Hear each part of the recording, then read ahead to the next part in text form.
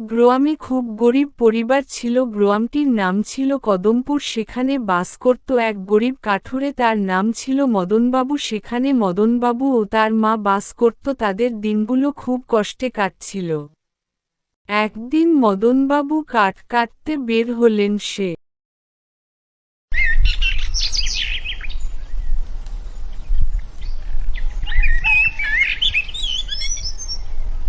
জঙ্গলের পথ দিয়ে হাঁটতে হাঁটতে সে জঙ্গলে পৌঁছে গেল।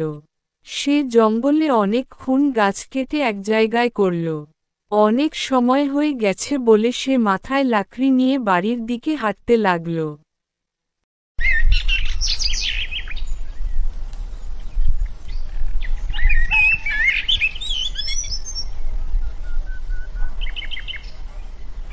মদনবাবু লাকড়িগুলো নিয়ে বাড়ি চলে আসলো। এসে দেখে যে বাড়িতে কেউ নেই, তাই সে তার মাকে ডাকতে লাগল। মদনবাবুর ডাক শুনে তার মা ঘর থেকে বের হয়ে আসলো।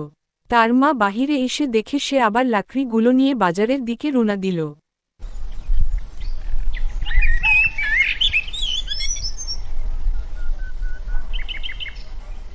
সে হাঁটতে হাঁটতে বাজারের ভিতরে ঢুকে পড়ল।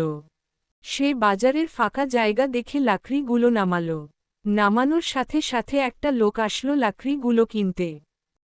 মদনবাবু লাকড়িগুলো বিক্রি করে বেগ ভর্তি বাজার করে বাড়ির দিকে যেতে লাগল।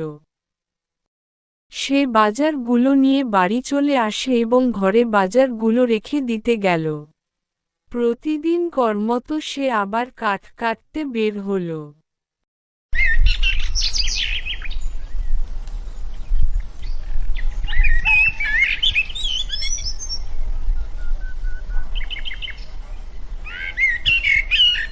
হাঁটতে হাঁটতে সে জঙ্গলে পৌঁছালো। এসে সে দেখতে পেল গুহার ভেতরে সোনার কলসি। সে চারদিকে তাকিয়ে দেখল কেউ নেই এবং কলসটি নিয়ে বাড়ি চলে আসল।